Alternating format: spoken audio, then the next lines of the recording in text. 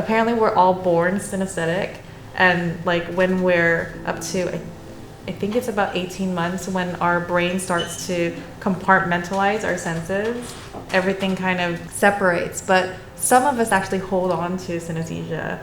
I often get asked when I figured out I had synesthesia, and I guess it's just something that I've always had, but I've never found myself in a situation where I had to talk about it. I guess I just assumed everyone hears flavors. So it just never came up in conversation until I met someone else who had synesthesia. I discovered there's a whole community of synesthetes with like really peculiar types of synesthesia. When I went through this process of composing and preparing the materials for the sound tasting, we sat together beforehand and I ate all these dishes and then just prepared the sounds in advance. So it's kind of like a sound sculpting. There are specific frequencies that are much stronger than others. So I like starting with lime as an experience because this is my highest frequency or the most dynamic. So when I hear that frequency, it also triggers the flavor. There was a short period of time when I would mix music and drink lemon water because I love lemon water. But I had to stop doing that because the lemon would accentuate the high frequencies. So I would end up cutting the high frequencies too much in my mixes. And my mixing engineer at the time was like, all of your mixes are like terribly muddy. What is going on? Sounds exactly like it tastes.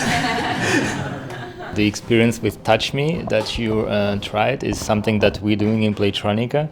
So we're building these devices that could help people to learn synesthesia and to take something from that experience and then maybe try to make your own synesthesia out of things and objects.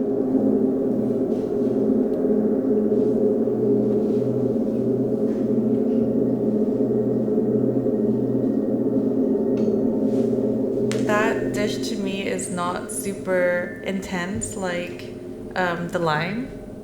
So the lime was like is always like really loud, whereas the carrot like in the beginning was a bit louder, and then kind of like quickly subdues a bit, and then maybe the sweetness and the dill, once like the sharpness of the dill kind of like subsides, then it ends up being this frequency that just sort of like stays there.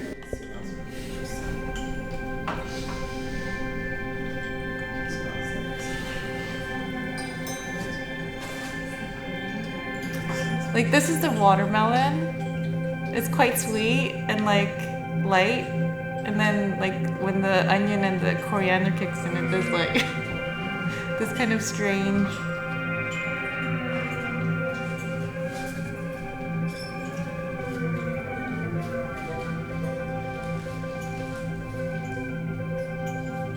This is the first time I tried sweet ceviche. Well, sweet, spicy, and salty.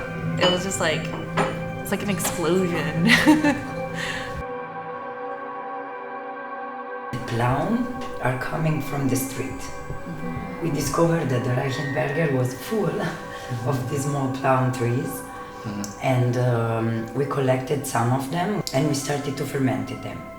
So what we're getting now, it's 3-month fermentation flan, like processed in kimchi.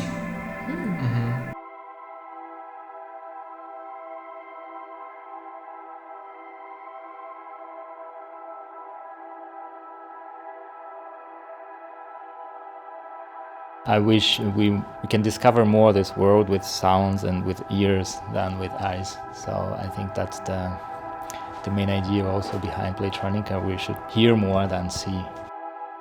It was really interesting to actually find that I enjoyed the sounds I enjoyed the most were also the flavors I enjoyed the most. I never really thought about it that deeply before, and now I'll continue thinking about it after I leave here today.